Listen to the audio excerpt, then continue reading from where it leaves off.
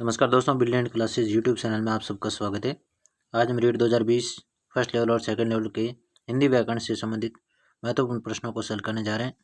पहला प्रश्न है, सदैव शब्द में संधि है गुण संधि, वृद्धि संधि, यण संधि, दीर्घ संधि।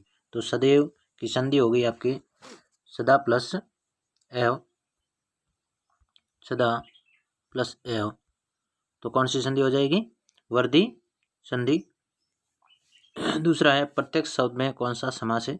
अवयवी भाव समास, तत्पुरुष समास, बहुव्रीहि समास या कर्मधारय समास। तो प्रत्यक्ष यानी आंख के सामने या आंख के आगे, तो समास आपका हो जाएगा अवयवी भाव समास। अगला प्रश्न है, प्रासंगिक शब्द का विलोम है प्रचलित, व्यवस्थित, अप्रासंगिक या प्रासंस्कृत। तो प्रासंगिक का विलोम शब्द होता है अप्रासंगिक। नेक्स्ट क्वेश्चन है, संवेदना शब्द में कौन सा उपसर्ग है? सम, सम, सु या से। तो पहला है सम, पूरा म, उस दूसरे में हलंत है। तो संवेदना के अंदर जो ऊपर जो म की बिंदी है उसे अपन हलंत के रूप में लेते हैं, तो हो जाएगा आपका सम। उसके बाद अगला क्वेश्चन है, निम्नलिखित में से कौन सा एक शब्द इक प्रत्यय से नहीं बना है? इक प्रत्यय से नहीं बना है तो प्रासंगिक, राजनीतिक, संचारित, सार्वभौमिक। तो सम प्लस जो एक प्रत्यय है उसमें निम्नलिखित में से प्रासंगिक जो शब्द है इसके अंदर हो जाएगा आपके एक प्रत्यय, प्रसंग प्लस एक, प्रासंगिक। और राजनीतिक के अंदर हो जाएगा राजनीति प्लस एक, राजनीतिक।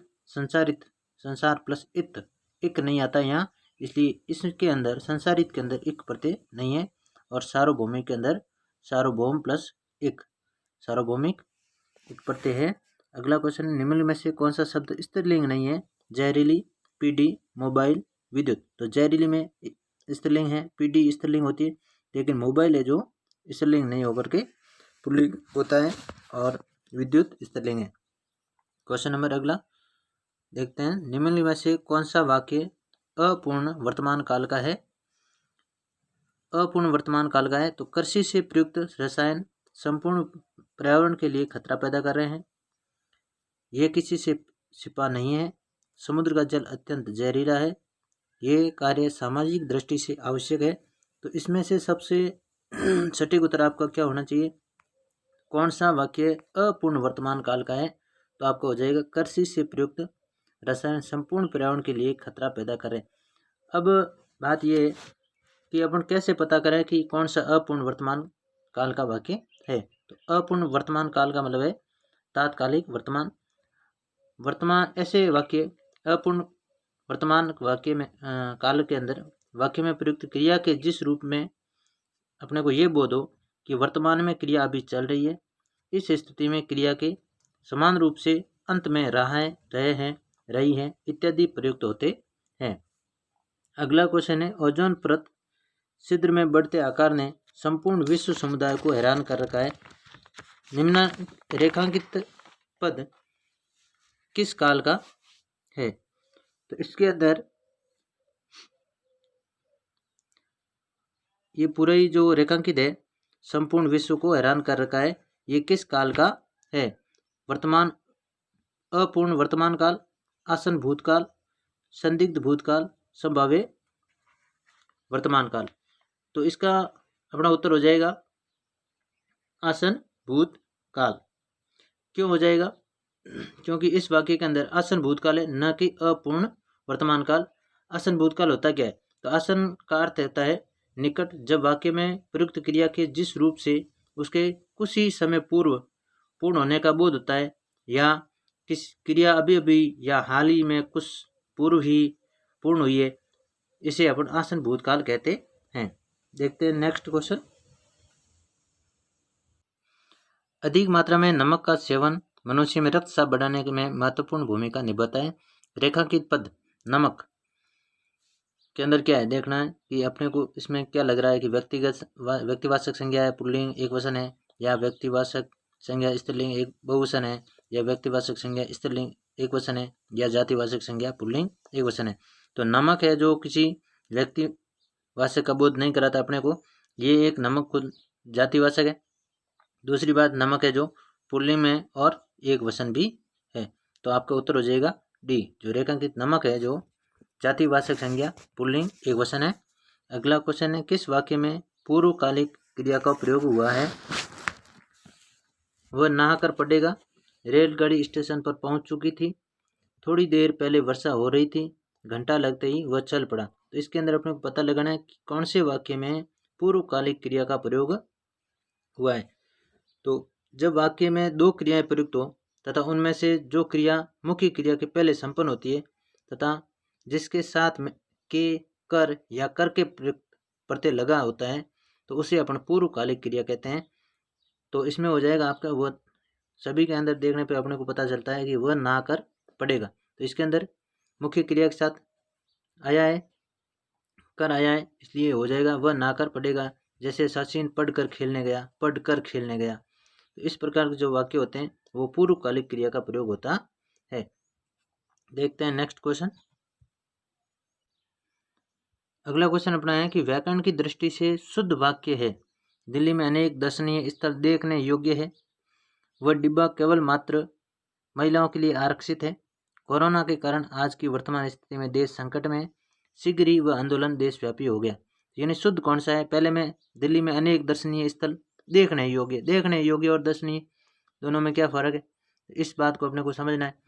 और दूसरे के अंदर वह डिब्बा केवल मात्र, केवल और मात्र ये दोनों ही एक ही होते हैं। और कोरोना के कारण, कोरोना खुद है क्या, यानी कोरोना क्या है ये स्पष्ट नहीं है, और वर्तमान स्थिति में देश संकट में। उसके बाद शीघ्र ही वह आंदोलन देशव्यापी हो गया। तो बिल्कुल इसका राइट होगा, शीघ्र ही वह आंदोलन देशव्यापी हो गया, क्योंकि पहले का शुद्ध होगा दिल्ली में अनेक दर्शनीय स्थल है। दूसरा, वह डिब्बा केवल, या तो अपन केवल लिखेंगे या मात्र लिखेंगे, तो वह डिब्बा केवल महिलाओं के लिए आरक्षित है। और अंतिम जो तो लिखेंगे कोरोना महामारी के कारण वर्तमान में देश संकट में है। तो व्याकरण की दृष्टि से कौन सा वाक्य सही है? बसंत के मौसम में फूल खिलने से कौन रोक सकता है? बसंत के मौसम में फूल खिलने से कौन रोक सकता है? बी है, बीमारी के कारण वह उपस्थित नहीं हो सका, सूक्ष्म निरीक्षण से हम बहुत सी बातों को सीख सकते हैं, मैं वहां पहुंचा ही था कि आप सो पड़े। इनमें से सही कौन सा है? तो सही हो जाएगा आपका बीमारी के कारण वह उपस्थित नहीं हो सका। क्यों? क्योंकि बसंत के मौसम में फूल खिलने से कौन रोक सकता है, इसका सही हो जाएगा आपके बसंत में फूलों को खिलने से कौन रोक सकता है।